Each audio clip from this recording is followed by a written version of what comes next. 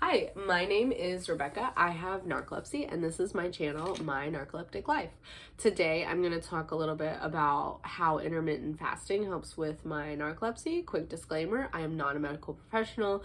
I don't specialize in anything that has to do with narcolepsy or diet.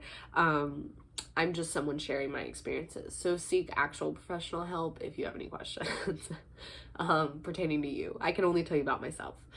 So I made one video about the medication that I take for my narcolepsy, and I made a video about some of the natural remedies that I do. Now, two of the natural remedies that I do, I couldn't cover in that short video, so I'm going to talk about them now. So one of them is intermittent fasting, and then I'll make another video talking about how I eat vegan. Now, if you've watched those other two, you know I have a head cold right now. I'm homesick, which is why I sound a little stuffy, but I have the energy to film, so I'm taking advantage of that. So let's talk about intermittent fasting. That's what this one's about. I had to remember.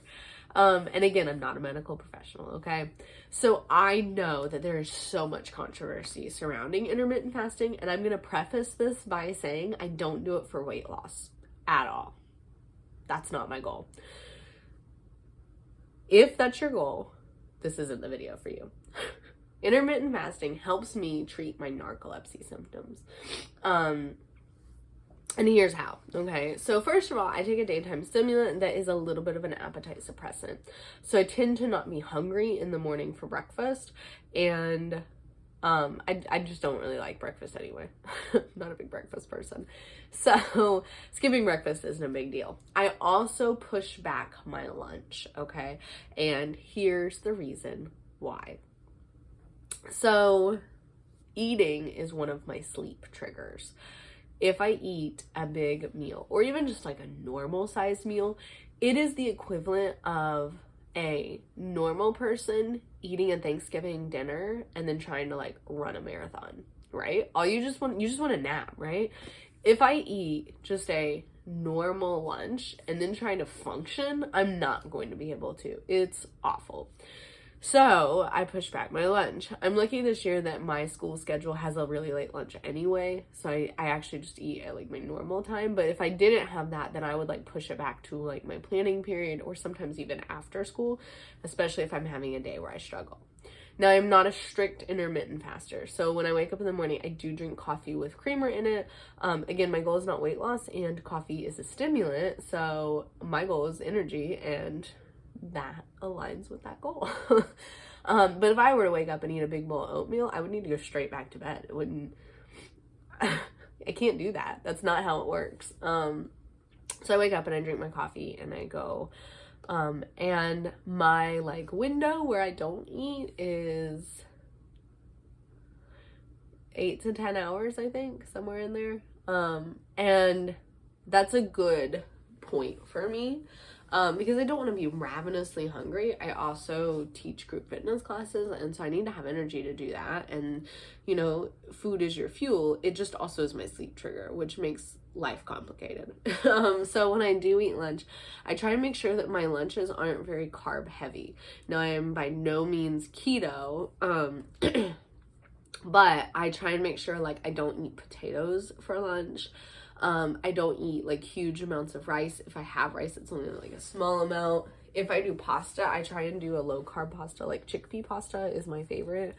Or I just eat like a lot of like soup or fresh vegetables, fresh fruit, like things that will not sit heavy in my stomach.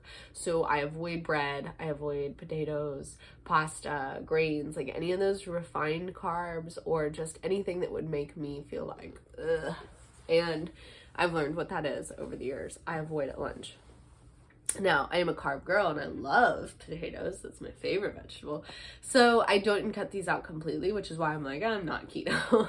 Because eating a big meal is a trigger for me, and sometimes I want to be triggered to go to sleep. So for example, when I go home, I cook a really big meal, and most of my calories are in the last meal that I eat during the day.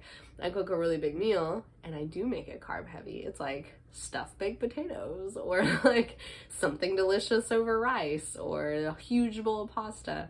Like that's when I eat all the carbs and I eat most of my calories and like a really good comfort food, like heavy meal, because I can go to sleep afterwards. I struggle, like many people with narcolepsy, to fall asleep at night, and that helps me to fall asleep at night. So like I said, I am not a strict intermittent fasting person. I know it's very controversial. This is just how I use it to treat my narcolepsy. I didn't need to lose weight. It does not help me with weight loss, and that is not my goal. In fact, I actively try and make sure I eat enough calories during my eating window to maintain my weight and to make sure that I'm not hungry the next morning when I wake up. So, is that everything? I think that's everything. Now I'm also vegan, and I'm going to make another video about how being vegan does help with my narcolepsy. So if you're interested in that, check that out. And I think that's everything. So bye.